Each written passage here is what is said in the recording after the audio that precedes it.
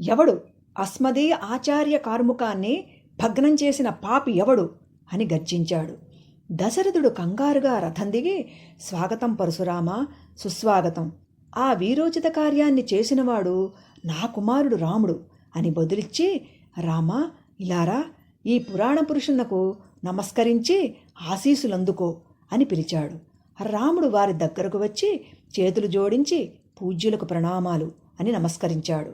పరశురాముడు రాముని చూసి, నీవేనా శివధనుర్భంగం చేసిన వీరుడవు? నీ గురించి మహర్షిలోకం ప్రశంసిస్తోంటే విని నీ శక్తి సామర్థ్యాలను ప్రత్యక్షంగా పరీక్షిద్దామని వచ్చాను. ఈ వైష్ణవ ధనువు మా తాతగారు రుచీకుల వారి నుంచి మాకు వారసత్వ సంపదగా సంక్రమించింది. ఈ ధనుస్సుతోనే నేను క్షాత్రవకుల సర్వస్వాన్ని దహించి వేశానన్న తృప్తితో శస్త్రసన్యాసం చేసి తపోదీక్ష వహించాను. కానీ నీవు చేసిన శివధనుర్భంగ వీరకార్యం నన్ను తిరిగి యుద్ధోన్ముఖిని చేసింది. నువ్వు ఈ వైష్ణవ ధనుస్సుకు శరం సంధించగలిగితే నీతో ద్వంద్వయుద్ధం చేస్తాను అని పలుకుగా విన్న దశరథుడు భయకంపిత హృదయుడై చేతులు జోడించి, పసివారిపై పరశురామునకు ఆగ్రహమా? వద్దు భార్గవరామ, వద్దు.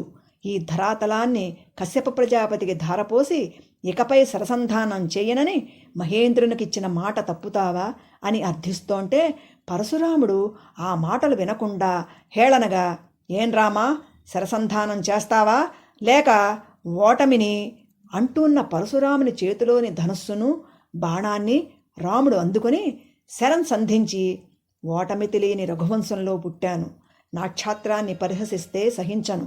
భార్గవరామ, మీరు నా గురువు విశ్వామిత్రులకు బంధువులు కనుక నాకు కూడా గురుతుల్యులే. మీ మీద శరప్రయోగం చెయ్యలేను. సంధించిన శరానికి లక్ష్యం చూపించండి అన్నాడు. పరశురాముని ముఖంలో ఆశ్చర్యం. అతనికి రాముడు శ్రీ మహాకృష్ణువులా కనిపిస్తున్నాడు.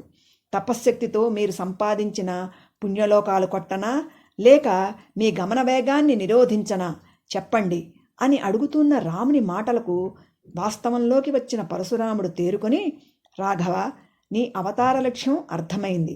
వైష్ణవధనస్సు ధరించిన నిన్ను చూస్తుంటే సాక్షాత్తు శ్రీ మహావిష్ణువులా కనిపిస్తున్నావు. నీ చేతిలో పరాజయం నాకు విజయానందదాయకమే. నేను ఈ భూమండలాన్ని కశ్యప ప్రజాపతికి ధారపోశాను కనుక నేనిక్కడ ఉండరాదు. అందుచేత నా గమనశక్తిని ఛేదించకు. నా పుణ్యఫలాన్ని కొట్టేయి. తిరిగి తపస్సు చేసి సాధిస్తాను.